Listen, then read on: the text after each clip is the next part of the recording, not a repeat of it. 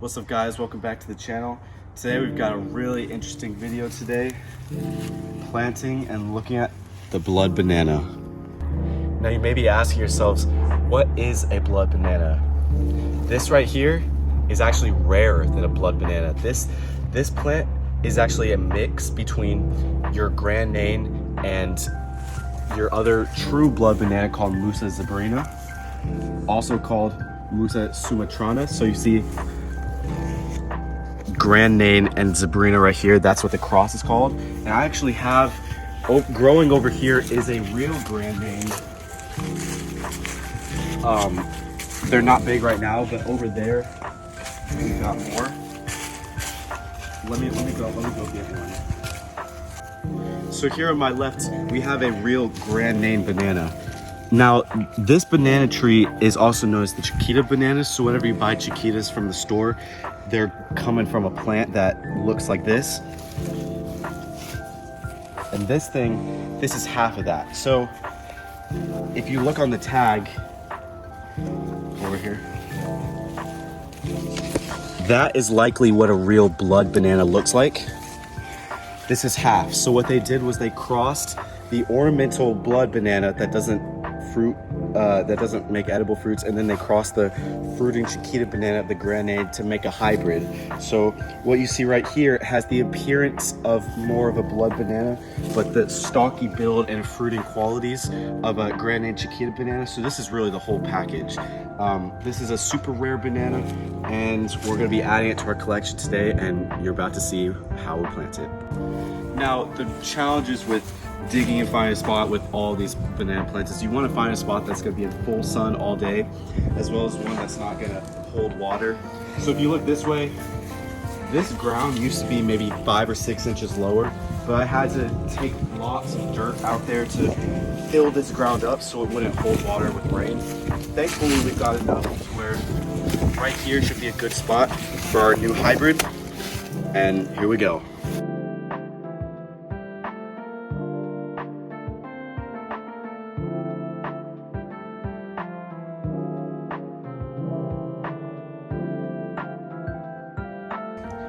As you just saw, we now have our whole dugout. Now it's time to take this plant out of the pot and see what the root system looks like. So first impressions of the tree and root system, super happy. Look at all these roots that you see around the side. That means they were root bound, which means it was getting too big for the pot, but the more roots means that it'll adjust really well in its new environment. So what you want to do when you get a plant like this is you want to gently massage these roots on the side, because otherwise they'll be stuck in there and they won't grow out as fast.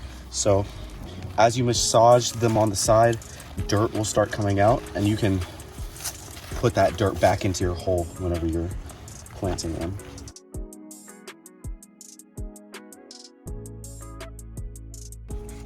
So what I'm going to do is I'm going to hold it about here where I want it to stay, and I'm going to start shoveling dirt in around it and around the side, and eventually it's going to fill up.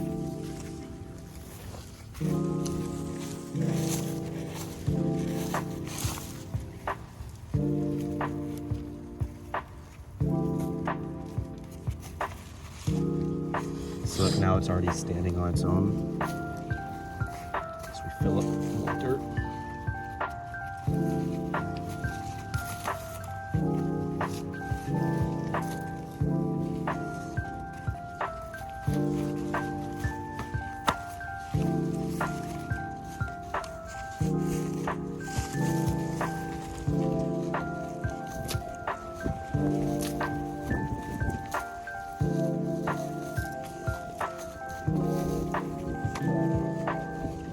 To stabilize them, because even though it's got all the dirt it needs to survive around here, around the base of it, you still want to put a little bit more on top, so whenever its roots are still getting established, it doesn't shake around. It's a piece of corn. There's the pup. The pup is right here. If the pup gets buried, especially one that small, it's not too concerning because it'll grow through, and plus the plant's gonna put out a lot of pups. So are we trying to make it compact or are we trying to let it live loose? You're trying to find a good mix. If it's too compact, it'll suffocate the plant and it'll be bad. But if it's too loose, then the plant will fall over and not grow, because it'll be dying on the ground. So you want to find a good thing. The other key is water. We're about to go turn on the water hose and go let water do some of this compacting job around here. So yeah. So the last part of planting is obviously water. Water is going to be really important for this thing.